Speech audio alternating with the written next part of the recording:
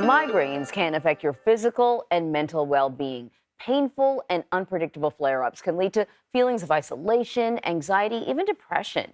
Migraines' impact on mental health is part of the reason that this neurological disorder is the #2 cause of disability worldwide.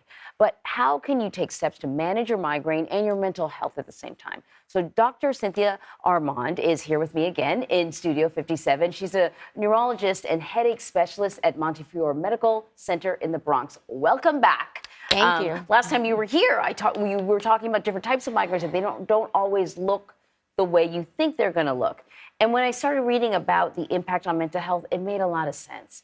I mean, you want to be away from people. A friend of mine talked about having to literally be in a dark closet. Right. And that means, it's having an impact on your family, your interactions with loved ones. Can we talk about the connection between mental health, depression, and migraines? Right, exactly. And it's exactly what you said. Migraine is the second leading cause of years lived with disability worldwide. That's stunning to me. And what that means that essentially people are living with this unpredictable, invisible disability that prevents them from living life to the fullest. So naturally, they develop feelings of sadness, depression, anxiety, and they isolate themselves.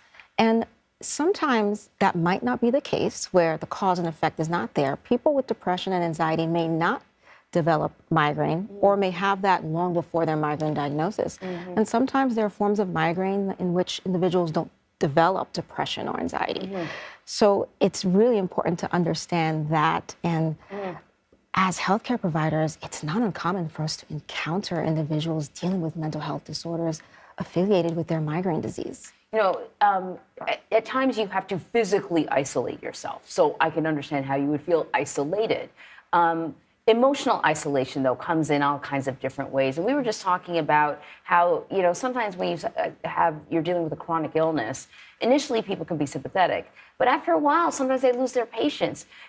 Can you talk to me about the emotional isolation, like convincing other people that, yes, I am this ill? Yeah, so a lot of my patients find that they spend the majority of their time convincing people that they're really disabled, that they're really experiencing something that is a disease. And it can be so exhausting. So essentially they isolate themselves. And I tell my patients, you know what? Social connectedness is essential for overall well-being and health. And migraine does not define who you are as a human being. It doesn't define your health. So it's really important to maintain that connectedness. I tell them to talk to their loved ones about it. Bring your loved ones to your appointments. Have the doctor explain what you're going through and what you're experiencing. And then some people might find that their loved ones get interested in it, and they even help them during attacks. They bring their cozy blanket, they give them an ice pack. And so they're really taking part in their care.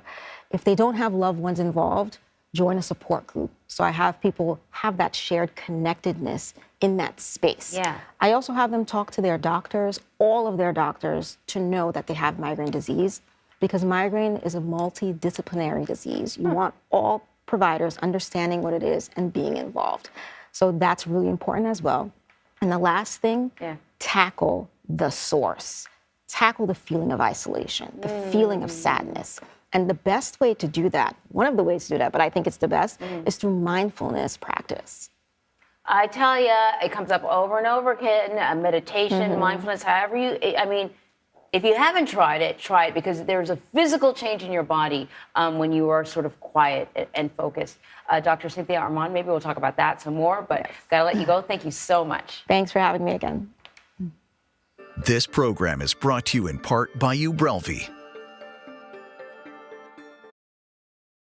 Migraine hits hard, so you hit back with Ubrelvy. You put it all on the line. One dose of Ubrelvy quickly stops migraine in its tracks within 2 hours. Do not take with strong CYP3A4 inhibitors. Most common side effects were nausea and tiredness. Ask about Ubrelvy, the anytime, anywhere migraine medicine.